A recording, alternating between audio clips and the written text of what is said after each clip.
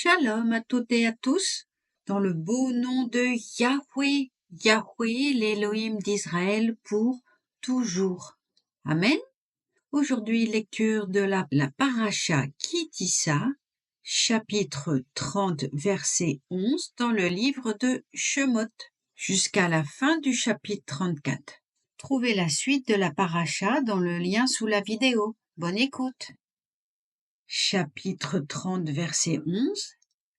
Yahweh parla à Moshe en ces termes: Quand tu feras le dénombrement général des enfants d'Israël, chacun d'eux paiera à l'Adonai le rachat de sa personne lors du dénombrement, afin qu'il n'y ait point de mortalité parmi eux à cause de cette opération. Ce tribut, présenté par tous ceux qui seront compris dans le dénombrement, sera d'un demi-shekel selon le poids du sanctuaire. Ce dernier est de 20 guéras, la moitié sera l'offrande réservée à Yahweh.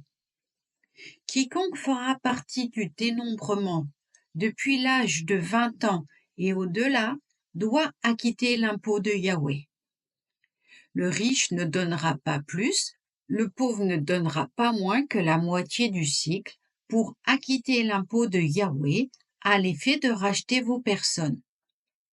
Tu recevras des enfants d'Israël le produit de cette rançon et tu l'appliqueras au service de la tente d'assignation et il servira de recommandation au béni Israël devant Yahweh pour qu'il épargne vos personnes.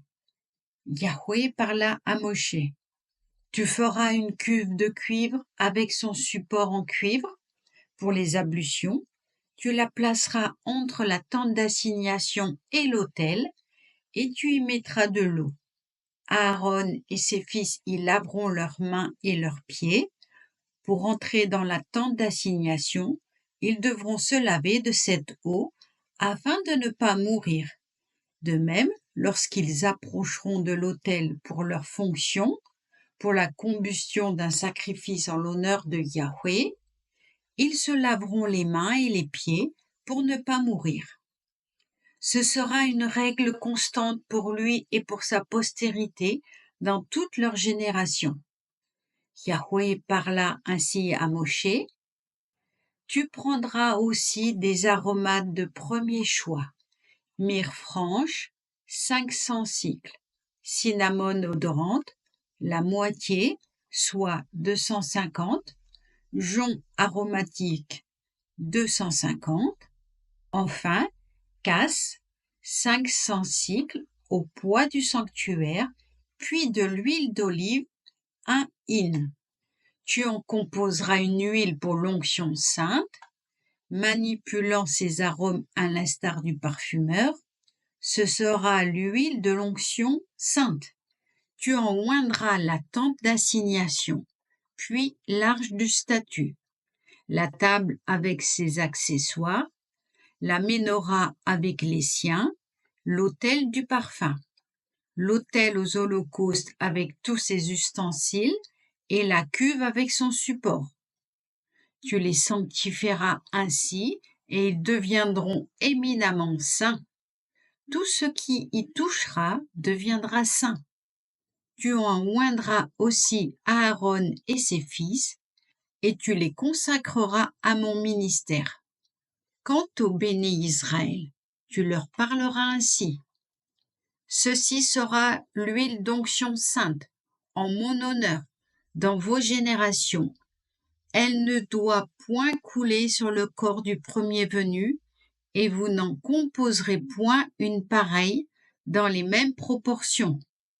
C'est une huile sainte, elle doit être sacrée pour vous. Celui qui en imitera la composition ou qui en appliquera sur un profane sera retranché de son peuple. Yahweh dit à Moshe, choisis des ingrédients, du sautrax, de l'ongle aromatique, du galbanum, divers ingrédients et de l'encens pur, le tout à poids égal.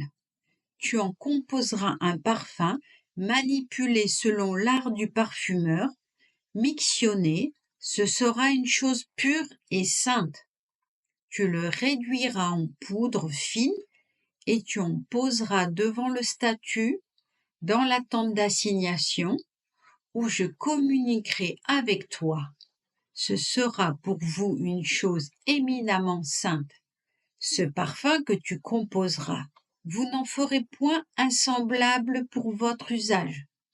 Ce sera pour toi une chose sacrée, réservée à Yahweh. Quiconque en fera un pareil pour en aspirer l'odeur sera retranché de son peuple. Amen. Shabbat Shalom. N'hésitez pas à aller sur la playlist qui sera dans le descriptif de la vidéo. Shabbat Shalom.